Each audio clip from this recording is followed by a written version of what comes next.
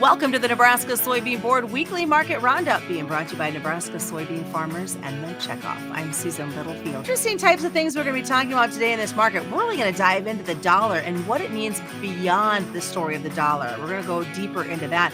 Also taking a look at what's happening export-wise. We know it has been extremely slow and quiet, but there might be some things that we as producers can watch out for that might be some telltale signs of world happenings.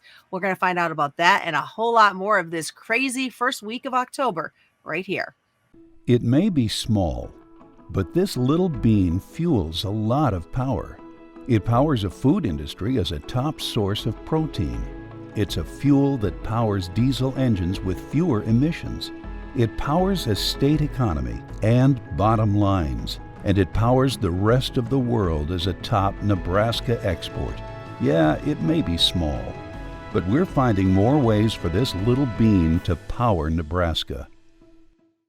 Well, welcome back once again. As you can see, joining me on the screen, Jeff Peterson. He is with Heartland Farm Partners, and Shawn Hackett with Hackett Financial Advisors. And to say it was an interesting trading week, I think is just putting the tip of the nail on this trade numbers, because we saw volatility throughout the week. And I think to start out with, Jeff, I wanted to get your spin to start with as to what we saw kind of weighing in on this trade. What was your biggest takeaway from this first week of October?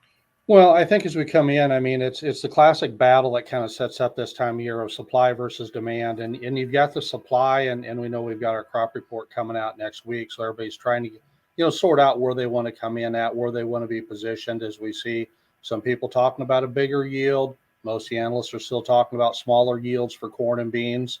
And then you flip it over on the other side and you say, okay, it looks like we're going to have some pretty good demand. And then we continue to stay dry. And as we stay dry, we continue to have, the problems that we've seen in getting the bushels moved and getting them moved on down to the Gulf through the Mississippi River. And then we continue to have that concern coming out of the Russia-Ukraine war that creates that overall uncertainty across the whole world. And those are some of the things that we're kind of seeing the highlights of as we end the week, Susan. Shawn, for you, what was kind of the tip of the iceberg for you? I really think we're heading for another one of these Fed meetings. The last two have been disastrous for asset markets. The market went into them thinking the Fed was going to pivot or at least pause, and they came in and said, we're not doing anything but doing more and more and more. So I think everyone is really gun shy, and it wouldn't surprise me if we saw some liquidation ahead of this particular meeting, because the last communique they put out at the last meeting, he was so strong about he doesn't care how much pain there is. He's going to keep doing this, that I think the market's going to be really on guard for that. And so I think that's going to be on the minds of most going into that meeting, on top of other factors that were just discussed. And you and I had talked earlier too this week about what happened with the jobs numbers and seeing a nice jump there. Well, look at today. We had strong numbers. Unemployment came down. It says the Fed is all systems go for the Fed to keep doing what they're doing. The stock market got hit hard. The dollar started to rally again. And so, this playbook keeps happening. And at some point, we're going to get to the end of it. But after his talk or his communique last month, it doesn't look like we're quite there yet. And that's going to continue we call it the whack-a-mole market, where every time we try to pick our head up in these markets, this whack-a-mole hits them back down because of this tightening monetary policy. Well, that whack-a-mole, Jeff, is definitely happening when we look at the dollar. But you want to talk a little bit deeper on this dollar story. And then I want to follow that up with Shawn, with the dollar being tied to these exports. Yeah, it is interesting, Susan, as we dig in. We talk about the U.S. dollar index. That's what always gets talked about. And, that's just starting first with what is that? Well, it gives us a way to see how the U.S. is valued against a basket of other currencies.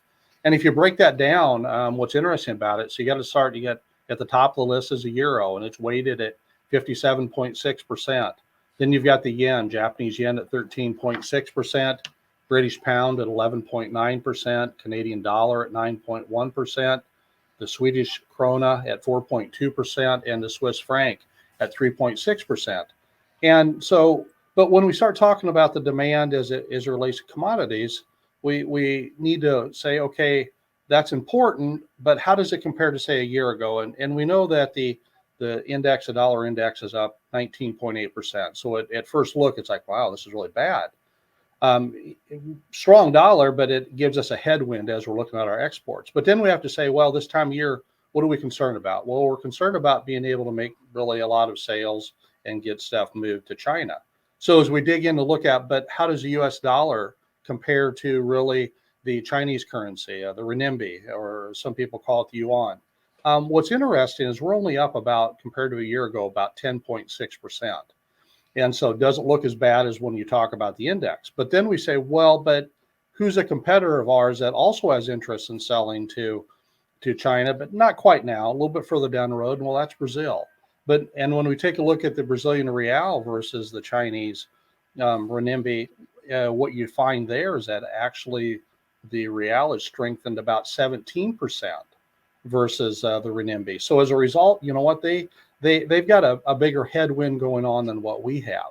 Then you have to come back and say, now where's our Gulf basis levels? Where are our P&W basis levels? Where are the bushels being offered out at? But I really just want to make sure everybody understands, just don't get so focused on that US dollar index. Focus on the individual currencies that are our competitors and also the individual buyers of our products, Susan.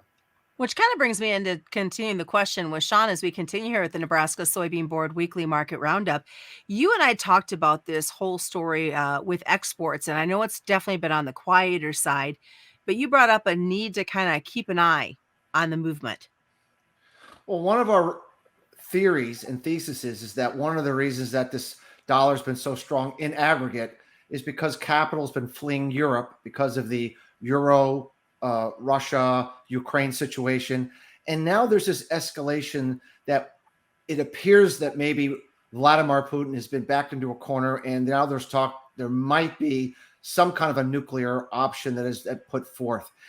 We think possibly this strong dollar, which has been a headwind, could turn into a tailwind.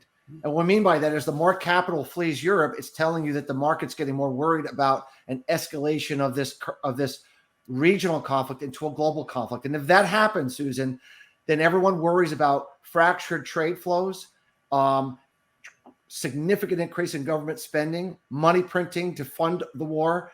And I would be looking for U.S. exports to surge in advance of an escalation, kind of like they did before Russia invaded Ukraine. We saw a significant increase in exports the prior month or two before that actually took place. And so I think that would be a very, very clear sign that despite a strong dollar, if we see those exports really start to pick up, it's telling you somebody knows something is about to happen, and we should really be paying attention to that. We could get this dollar strength to flip to actually being a more inflationary story than it's been in the last few months. And Jeff, that kind of follows back around to everything that's been going on with China, with pork, and with soybean imports. It kind of paints another picture. Yeah, it does. And that is interesting to look at, Shawn. And I appreciate you bringing that up because, right now, there are a lot of people worried about the demand side, but something we have to think about is coming out of the export sales numbers that we ended up having yesterday. Something we have to remember is aggregately or cumulatively on soybeans, we look at all commitments, we are up 4.5% compared to where we were at this year. So ultimately, even though we've had some of these headwinds in place, we do still have exports on the books. The export inspections have been slow and could be a little slow, but I guess down the road, we're looking for some stronger exports also. So I can see what you're saying there, Shawn. Want to look at as well, Shawn, because for folks that don't know, you have got some strong expertise when it comes to the dairy industry. And as we here in Nebraska and to our viewers in the upper Midwest involved in the dairy industry, there's some interesting things happening within those numbers as well right now. Well, 20 years ago, it used to be that the dairy market, all you had to do was analyze the domestic market and you would get it right.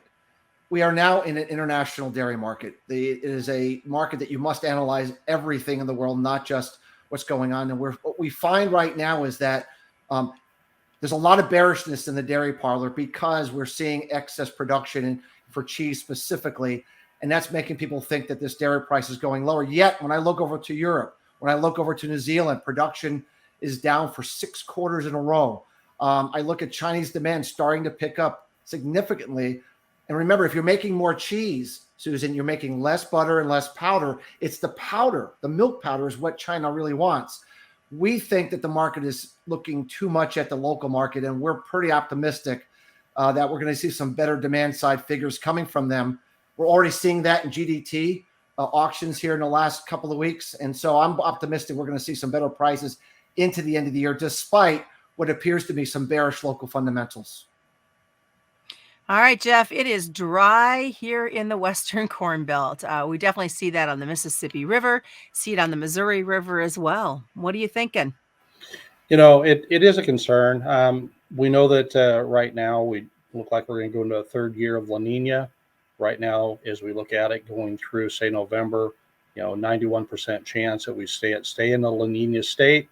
And then even as you reach out further in the first part of the year, ultimately you've got a chance of still La Nina hanging around at about 54%, even out that far. And so as we take a look at some of the challenges that's causing, I'll step first out and take a look at Argentina. Argentina's having some problems getting stuff planted as a result of that. But as we come back here in the U.S., we know that that's a concern as we relate to the amount of subsoil levels. But as far as the shipments going down the Mississippi River, that's a concern. There's two things on that's a concern. One, we know as they're trying to ship the bushels down to the Gulf, we know that, from October through December last year, 42% of ultimately all the bushels that went actually to China actually came out of the Gulf. And as a result of that, we know we're having to physically put less basically barges in the tows, reduce that from 36 down to 25. We're also having to reduce the amount of draft.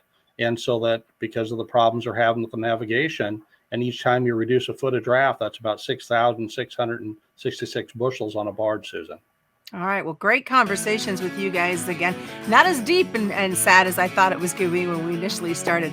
Appreciate both of you joining us today. And as we always remind folks, commodity futures and options do involve a substantial risk of loss, not suitable to all investors. And that's this week's Nebraska Soybean Board Weekly Market Roundup.